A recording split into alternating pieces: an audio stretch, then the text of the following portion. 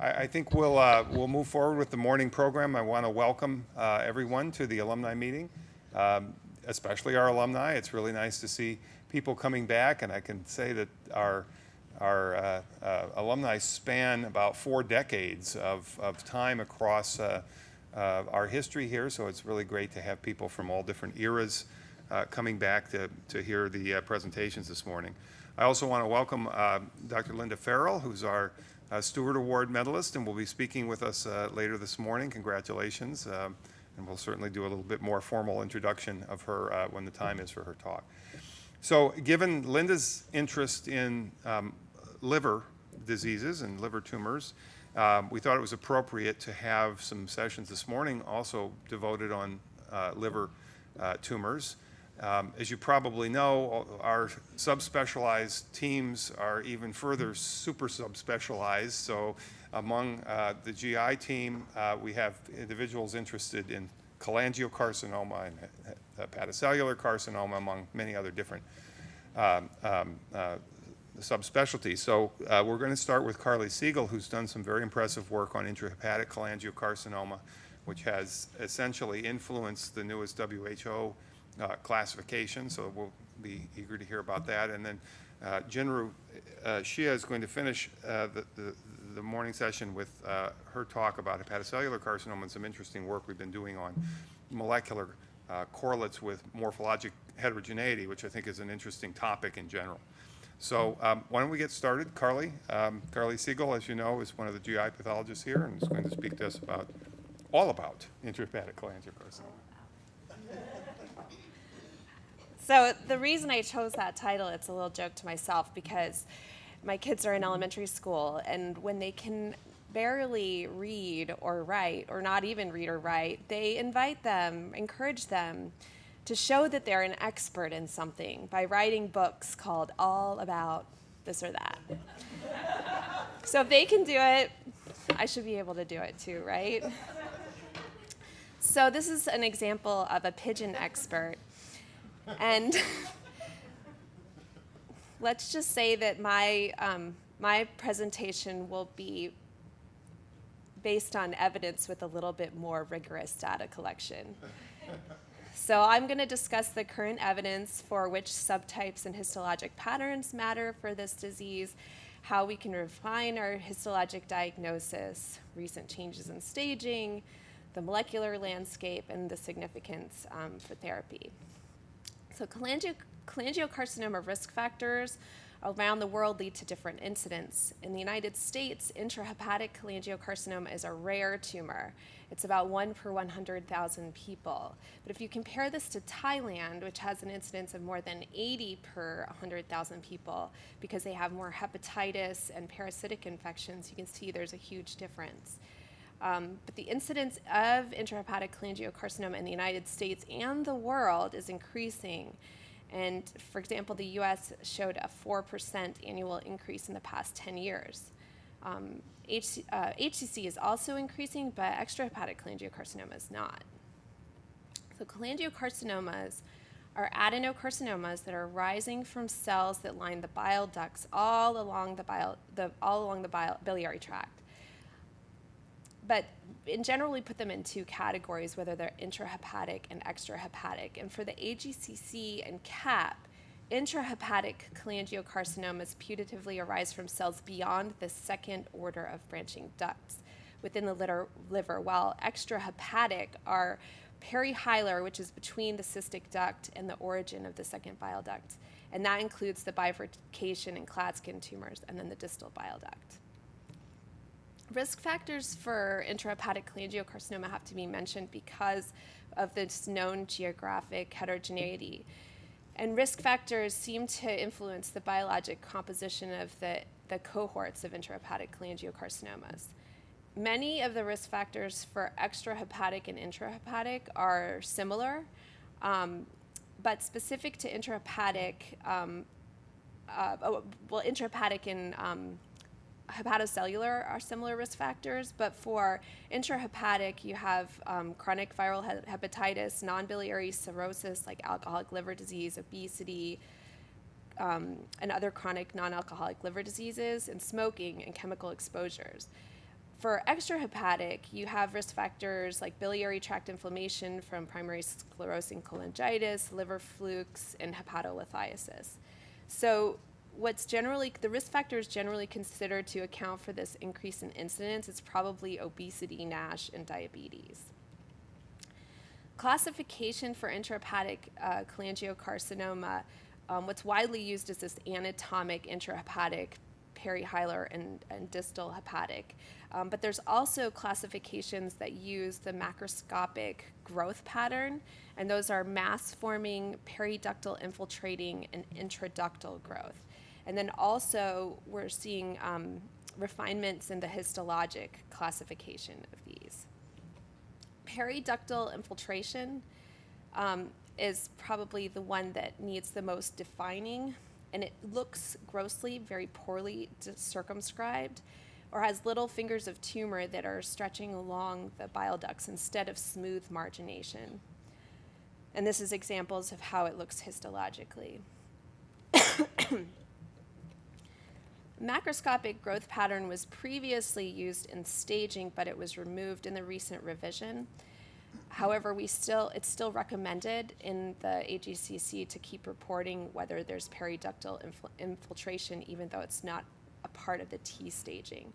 Some other changes in the recent staging, including a division in T1s for this based on size, and also this equivalence of vascular invasion and multifocality in the T2 category.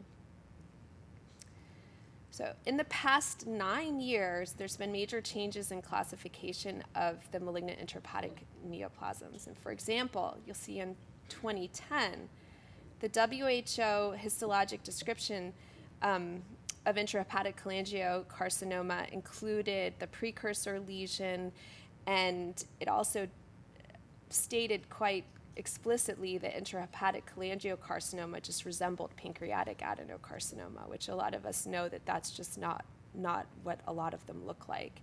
So that was some things that could have needed improvement.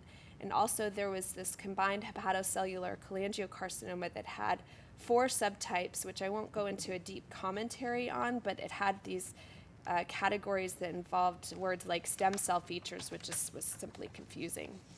But then if we go forward 9 years to where we are now, there was a significant simplification of these categories with introductions of names that reflect the histologic pattern.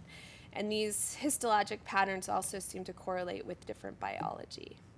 So the intrahepatic cholangiocarcinomas, as defined by the WHO now, have small duct and large duct subtypes, and also a small duct subtype with a ductal malformation pattern, which I'll show pictures of later. For the combined tumors, they eliminated the stuff about stem cells and just stated that you diagnose the combined HCC and intrahepatic cholangiocarcinoma using morphology. So how did we get from there to here with these different subcategories? So now I'm going to talk about the efforts that were made by others and by ourselves here at Memorial to refine this classification and show a lot of pictures. So histologic classification really developed with considerations of the theories of where these cancer progenitor cells were coming from, that the cancer could arise from any native bile duct of the liver, such as the cholangiocytes of the interlobular bile ducts or the ductular cells lining the canals of Herring. And that the cancers that develop would resemble their benign counterparts when they're most well differentiated. So it would follow that, for example, that cancers that would come from these extrahepatic perihilar bile ducts would have larger infiltrating ducts with mucin production. And these are examples of hilar and extrahepatic cholangiocarcinomas that are fairly typical. Whereas the intrahepatic cholangiocarcinomas, we know they often have smaller ducts that resemble the benign interlobular bile ducts and other benign bile duct proliferations. For example, tubular-looking intrahepatic cholangiocarcinomas look like a malignant transition from the adenomas, and then there's some intrahepatic cholangiocarcinomas that resemble hamartomas. So we and others have been observing that there's this heterogeneity in having these large duct patterns and then a lot of different patterns for the small ducts.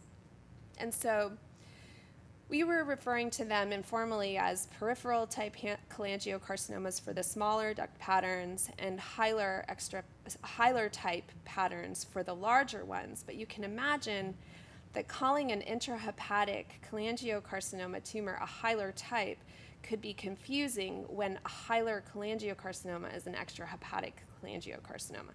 So there just needed to be some improvements with how we refer to these tumors and just knowing what is significant and how to separate them. So the questions that we wanted to answer were, can we better categorize these diverse appearances of intrahepatic cholangiocarcinoma? So what the strategy we took was looking at these small duct and creating some basic categories, like are the glands anastomosing, are they tubular, are they complex, and how different is the large duct pattern from these small ducts? Are there clinical and prognostic associations with the histologic pattern? And what is the spectrum of intrahepatic carcinoma in our population at Memorial, which is a Western population, and how does it compare with the others in the other parts of the world? So this is what the patterns that the most well-differentiated appearance of the patterns that we looked at, the large duct anastomosing, which many people refer to as a cholangiolocellular pattern, tubular, and more complex glandular patterns. And what we see, the patient population at Memorial is that it's 90% of the mass forming, that's the macroscopic type, and 84% were small duct types, which were 60% anastomosing, around 24% tubular. Only 9% had this large duct growth pattern. 8% were difficult to classify. And if you compare these to other cohorts that have been described, we have a much, much lower percentage of the large duct compared to 41 to 59% in collectively from studies in Taiwan, Japan, and Belgium. But interestingly, Mass General published that in one of their publications on intrahepatic cholangiocarcinoma that their cohorts had also a very low percentage of the large duct type. The clinical characteristics of our population is that they completely lack risk factors present specifically in the Asian populations, which shouldn't be that surprising. No hepatic lithiasis, parasites, or anatomic malformations. The only risk factor that we saw in association with the histology type was the primary sclerosing cholangitis in large duct. Small duct certainly has been reported to associate with chronic hepatitis, but we didn't detect this. But keep in mind, our chronic hepatitis prevalence in our population is lower than the other studies. So the population, U.S. population prevalence of chronic hepatitis is less than 2%. In our cohort, 17, and then in the other collected studies, 29 to 57%. We also recorded all sorts of characteristics of these tumors, like this quality of the stroma, the infiltrative characteristics at the margins, and production of mucin. And we came to the conclusion that as we expected, the small and large duct patterns are distinct enough to show enough distinct histologic characteristics to consider them separate subtypes. The large duct has higher rates of perineural invasion, extracellular mucin, and intracellular mucin. Things that we didn't see in large duct were hepatoid cytology, and they also didn't quite infiltrate the hepatic plate as much at the edges of the tumor, and that they were less nodular histologically, and the stroma was less sclerotic in the large duct types. We also saw some differences in the immunophenotype using markers that were studied, chosen because they were used in other studies mainly. And we saw that the large duct had higher rates of CA19-9 expression and that this phenotype that had been described by other authors of 7 positive, 19 positives, 56 negative was higher, more likely to be found in the large duct. It has been reported that the large duct tend to have S100 expression, but we didn't see that. Keep in mind, though, that our large duct population was very small. We also saw different rates in albumin staining, which I'll go into in more depth when we talk about the utility of albumin staining. So we wanted to look to see if there was any clinical significance for dividing the small duct further. So using the small duct type 2 as the reference in this statistical analysis, we didn't see a significant difference in the prognosis of the small duct versus a small duct 1, which is the tubular type, versus the anastomosing type. And we also looked at multivariable analysis to see if there was a significant difference between the small duct and large duct. And we didn't find a significant difference in survival when stage was also included in the analysis, but it might be because we had so few large duct types. So that's what we found, and it was pretty much in line with what other people were describing that have been looking into this. And so now I'm just going to go into how these two subtypes are generally described in the associations. So the large duct and what they look like. So the large duct subtype has had a lot of different names given to it. Sometimes it's referred to as the hilar type, perihilar type, or bile duct type, which I think is even more confusing because they all look like bile ducts. But the perihilar location is more likely. It's variable whether it's a mass forming or periductal infiltrating. And it has an association with chronic biliary disease like primary sclerosing cholangitis, parasites, and hepatolithiasis. And the putative precursor is biliary intraepithelial neoplasia or intraductal neoplasms of the bile duct. The histology is that it's more like pancreatic adenocarcinoma, so tall columnar cells, often with cytoplasmic mucin, mostly large glands, open lumens, and in the background has abundant stroma that's usually desmoplastic. There's often perineural invasion that's conspicuous, lymph node metastasis, and an infiltrative border. So these are some pictures of the large duct type. So you might be thinking, okay, if they're called large duct type, and many people are calling them hilar type, where do they occur? And there's this study that was published really recently that used some nice three-dimensional image analysis that shows that these large duct, that's the red dots, the large duct intrahepatic cholangiocarcinomas were closer to the portal bifurcation around the second branches of the portal vein. They supported their histologic interpretation of large duct versus small duct by also showing that the genetic analysis was in keeping with the differences we've seen between these two types, and that there was loss of SMAD4 expression and MDM2 amplification in the large duct and fewer IDH1 mutations and BAP1 loss in the small duct. And so that fits. So the small duct subtype has also been called peripheral, cholangiolar, bile ductular. These more likely, at their most well-differentiated appearance, resemble the interlobular bile ducts and canals of Herring, and they can be associated with viral hepatitis. Even though we didn't see that, it's been shown by other groups that have higher prevalence of that, and non-biliary cirrhosis. But the precursor is not really sorted out. Histologically, these are heterogeneous. They can have anastomosing or tubular glands or a mixture. The cells are generally cuboidal to polygonal with eosinophilic cytoplasm. And this subtype includes this ductal plate malformation pattern, which is pretty distinctive.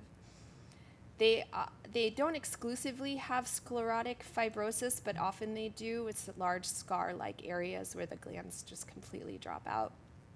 And they can produce intracellular and extracellular mucin in the small duct lumens. And I'll add, though, that that's a comment that I make a little bit in contrast to how the WHO describes it, but I found that these commonly have mucin in the lumens, and you can certainly demonstrate intracytoplasmic mucin in these cases that it's definitely there. So this is what the ductal plate malformation looks like. So this is an interesting case that I fortunately had the opportunity to take pictures of because it was a transplant that was done at Cornell. And it was a patient that had ductal plate malformation and developed a cholangiocarcinoma. This is actually a different patient here. This is a higher power of what this ductal plate malformation looks like, where there's abundant stroma and these gaping glands with usually kind of lower grade epithelium lining them, but it can be really high grade in other cases. There's a big spectrum. So another well-differentiated appearance that you might think I haven't really mentioned yet is cholangiolocellular carcinoma. So the question is whether this is distinct. So what it refers to is very bland anastomosing glands that resemble a ductular reaction, that pattern of ductal proliferation that you see in the context of obstruction, and it's called cholangiolocellular carcinoma. So it's different how different studies define this, how much of this pattern you need to have, but usually it's around 80 to 90% to call it a cholangiolocellular carcinoma. But you'll also notice that sometimes studies will include cases that have very high-grade nuclei or lower their cutoff to 50 to 80%. And Dr. Farrell and her colleagues recently published a really nice study where they compared well-differentiated intrahepatic cholangiocarcinomas and cholangiolocellular carcinomas using NGS and IHC on microdissected components of these tumors. And the stains, they also included stains that are putative stem cell markers that have been said to be more likely expressed in these tumors. And the results of the study was that these mixed tumors with these mixed patterns had similar mutation profiles and immunohistochemistry between the well-differentiated cholangiocarcinomas and the cholangiolocellular carcinomas. And so they concluded that it shouldn't be considered a distinct entity. They also acknowledged that the stem cell markers that they tested that didn't show anything significant also are not exactly specific for stem cells, and this is just a comment that this has been acknowledged by even the international consensus of liver pathologists, but I'm really glad that they tested them with it because this is a really important question to ask. So, so moving to the staining profile of these two subtypes, and frankly, we don't really use immunohistochemistry to define these. It's a morphologic interpretation that we're doing, but there are patterns that are more likely to be seen in small duct versus large duct. So you have, and then a lot that overlaps in the middle. And I think what's important to take away from this, if you're practicing in general pathology, is just to show that that these tumors can stain with 7 and both kinds, and that you really need to focus on what the albumin staining pattern is and understand how that can help or not help you in this situation. I'll talk more about albumin in a moment, but it's really that there's not I don't see a real practical use of using these various stains on a day-to-day basis, but this is what they stain like. So finally, I'll talk a little bit about albumin because I think it's really interesting and for people in general practice how they can incorporate it into their panel. So we've known that albumin can label hepatocytes and bile ducts for some time, but it's only recently that methods of automated detection have improved so that they're more readily available in laboratories. So the benign tissues that they stain are hepatocytes in this granular pattern, and then here's an interlobular bile duct that labels a little bit more weakly. And then here's an example of staining in, this is actually from an FNA, where it's these dots around the nucleus are staining an intrahepatic cholangiocarcinoma. So albumin labels tumors of hepatic origin, including both intrahepatic cholangiocarcinomas and hepatocellular carcinomas. When you're trying to use this, you need to keep in mind that this is an intrahepatic cholangiocarcinoma, and these are all the entrapped hepatocytes. And if you're taking a biopsy, coming in this way to take a biopsy, you can have entrapped hepatocytes anywhere in between your tumor cells. So you really have to be quite careful to distinguish between tumor labeling and entrapped hepatocyte labeling. And what thresholds are applied for positivity? It's a little bit variable in different publications, but generally some say you want to have at least 5 dots around the nucleus, and I would say you want to have some contiguous cells labeling too, because as you can see, the entrapped hepatocytes are a little bit more buckshot. And a little bit more details about the utility of albumin staining. So across publications, you're going to see a wide range of how these label intrahepatic cholangiocarcinomas.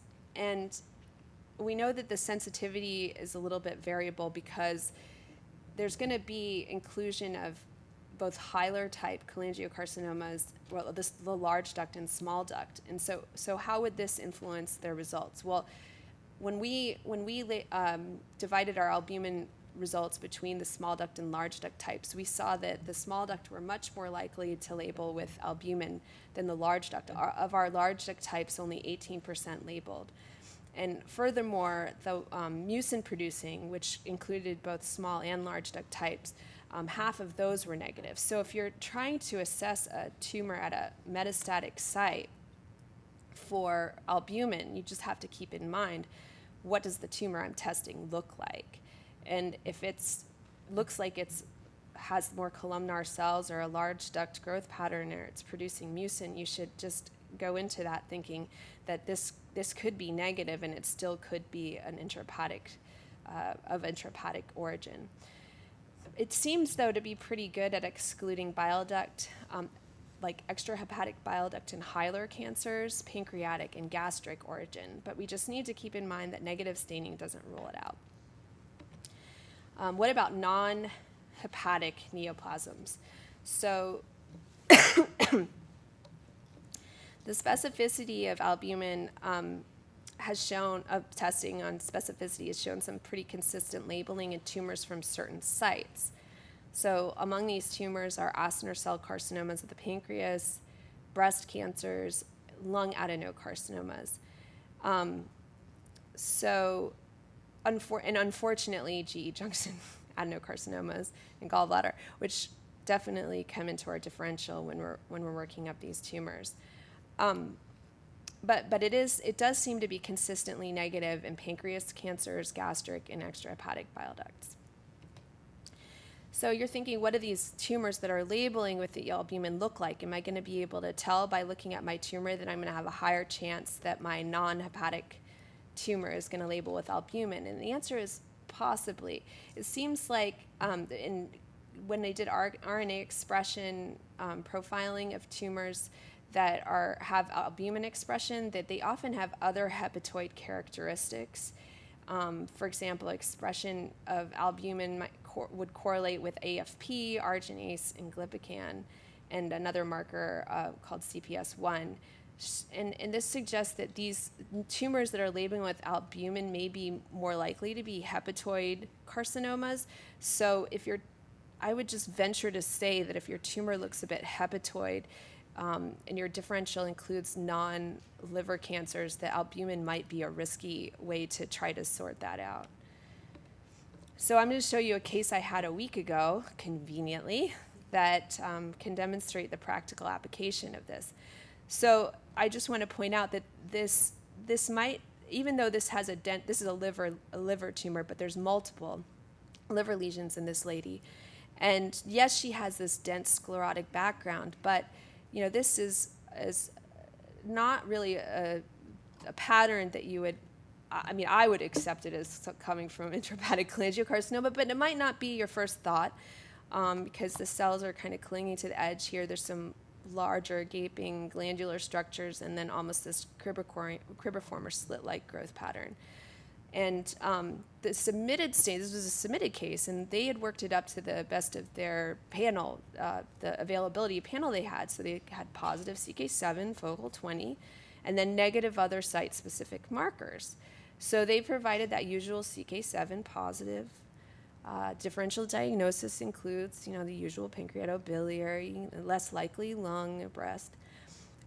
But when I got the case and I had the block, I did albumin, and it was really nicely positive. And so we were able to narrow that down. So in this case, it seems it's just an example of how helpful it can be. So what are some other practical issues for diagnosing intrahepatic cholangiocarcinoma? Just want to keep in mind that this is a really bad disease, and most patients are not going to be operable. 70% are inoperable. And we know that metastatic cancers to the liver are much more commonly encountered than intrahepatic cholangiocarcinoma. So this is still going to be a low on your list of possible tumors that are going to be showing up in the liver. And historically, it's a diagnosis of exclusion. So they do endoscopy, upper and lower, and imaging to show that there's no extrahepatic primary. So often, before we were using albumin, our pathologic diagnosis would just be compatible with pancreatobiliary origin or CK7 positive tumor, something like that. So the question is, if we add albumin, can we really refine this diagnosis? And also take into account histology. So a group at Mass General looked at a retrospective cohort of 120 intrahepatic cholangiocarcinomas, and they were posing the question whether this morphology that we've been talking about, this small duct, but specifically with this anastomosing pattern, this cholangiolar pattern, how sensitive is that for diagnosing intrahepatic cholangiocarcinoma? So what they did is they also compared it with a bunch of METs from other sites to the liver. And they are saying that it's the cholangiolar pattern is very specific for cholangiocarcinoma, but since we know there's heterogeneity in the patterns, it's not very sensitive. And that if you have both albumin and this cholangiolar pattern, it's virtually diagnostic of intrahepatic cholangiocarcinoma. But I just wanted to show an example of a pitfall of using this, is that I think you might have an initial impression that this biopsy from the liver has an anastomosing gland pattern. So you think, oh, well, this is a cholangiolar growth pattern. Things that are a little unusual for that is this, irregularly distributed distension by mucin. But you could think it looks very cholangiolar, but this is a pancreatic cancer met to the liver. So I think to use the histology alone, you have to either really feel really good about yourself or just like to take risks, I guess. But just keep in mind that even though I thought it was a really good paper, and that I think the cholangiolar pattern is pretty distinctive, I think you have to be pretty careful and take into consideration everything else that's going on with the patient clinically and immunophenotype. So let's move on to the molecular profile. So this is from our cases here at Memorial, both intrahepatic and extrahepatic, and these oncoprints are so nice to look at, but don't worry, I'll make it into lists so it's easier to figure out what the distribution is on another slide. But when we look at the molecular data for cholangiocarcinoma, we really have to think about what population you're looking at. it makes it a real bear to go through the literature because a lot of them have different risk factors. But so our population is going to be one without liver flukes and with a lower rate of chronic hepatitis, okay? So this oncotype shows that we have, a group that has the IDH1 mutations, and for other commonly mutated mutations are ARID1A, BAP1, and the KRAS mutations occur in both a mix of intrahepatic and extrahepatic tumors. Analysis of impact data also showed these tumors are not highly mutated, and the median mutations per tumor was around 3 on the impact panel, and only one tumor of their, let's see, do I have the number of to overall tumors? Oh, sorry, I didn't write down the number of overall tumors. I think it was around 200 or so, but only one tumor had an MSI high signature. Oh, sorry, I meant to highlight these when I talked about them. So data at MD Anderson showed a comparable distribution of mutations across intrahepatic and extrahepatic cholangiocarcinomas, and I just wanted to show you how diverse the signaling pathways that are involved in these tumors and how they are somewhat different between the intrahepatic and extrahepatic. Like specifically this MAP-ERK pathway with the KRAS is different between the intrahepatic and extrahepatic. So the top genes by intrahepatic, this is the overall number of tumors they tested, so you can see that.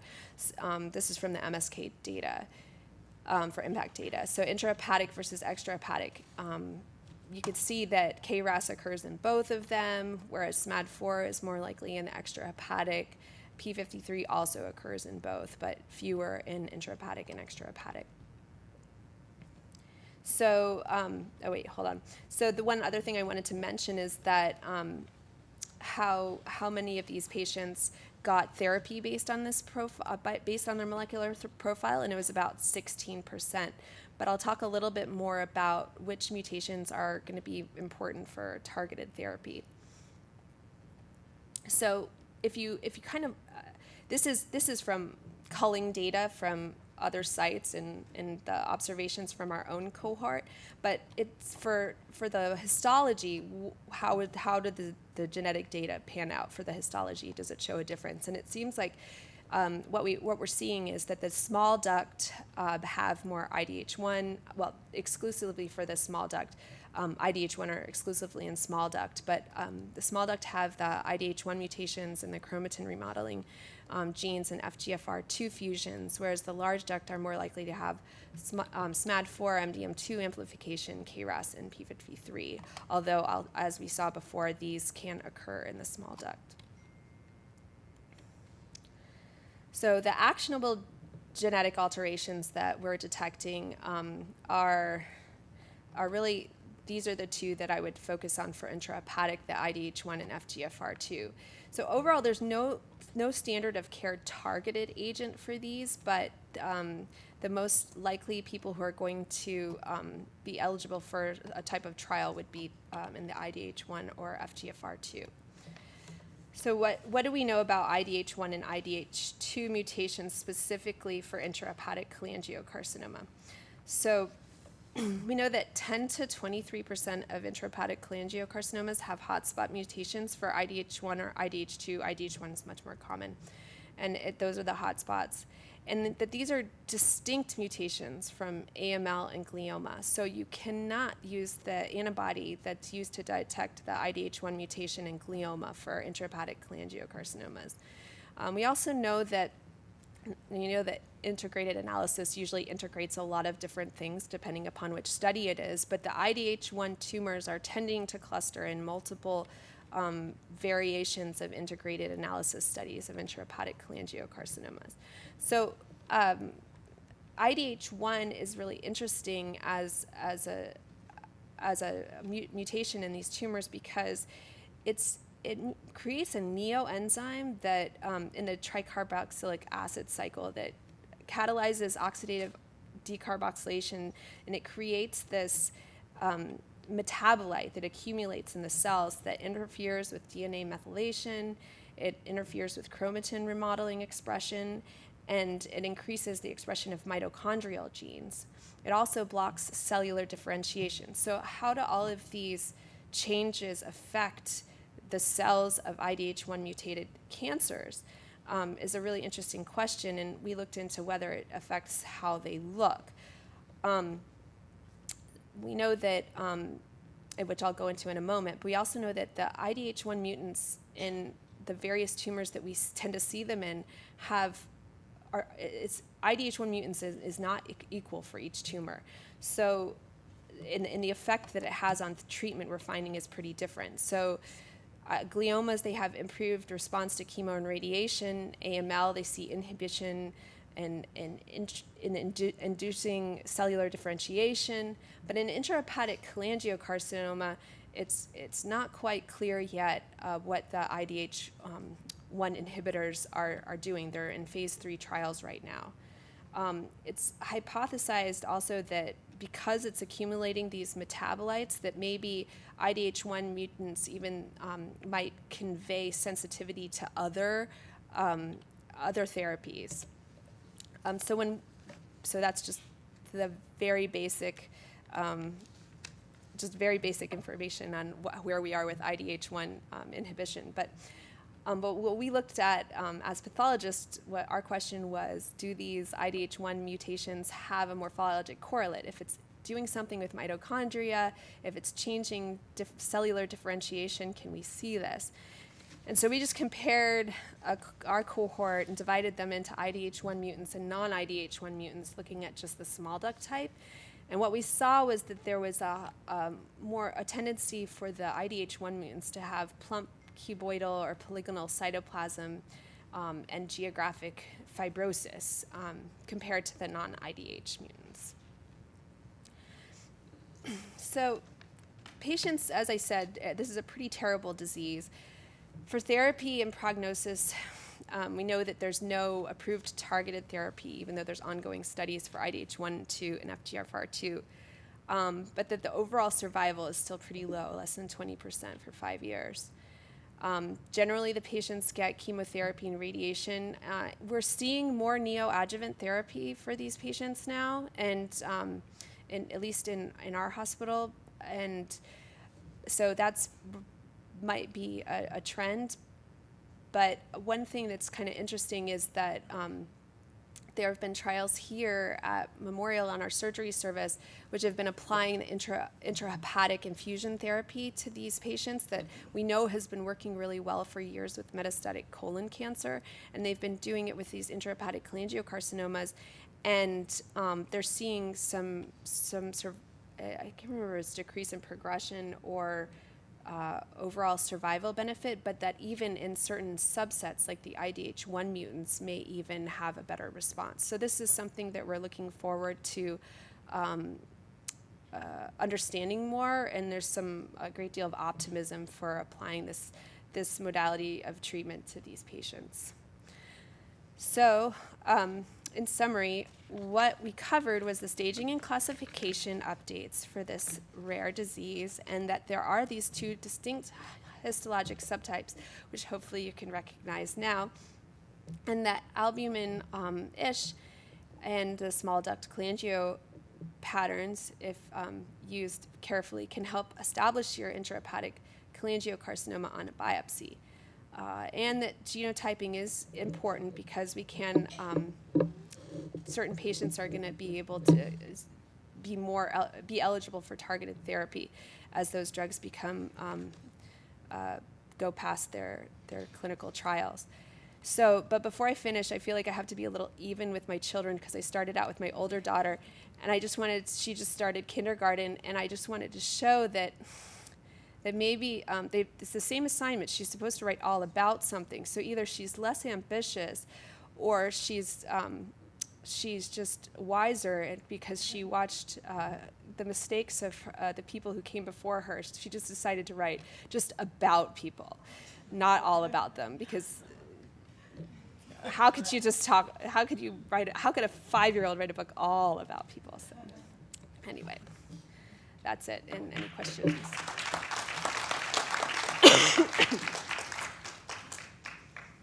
No questions?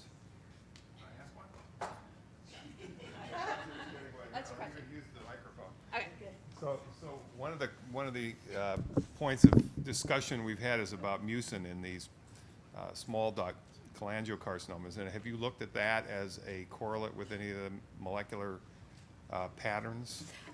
So I just in tinkering around with my own database, I haven't done anything formal. And I think it's a little bit all over the place.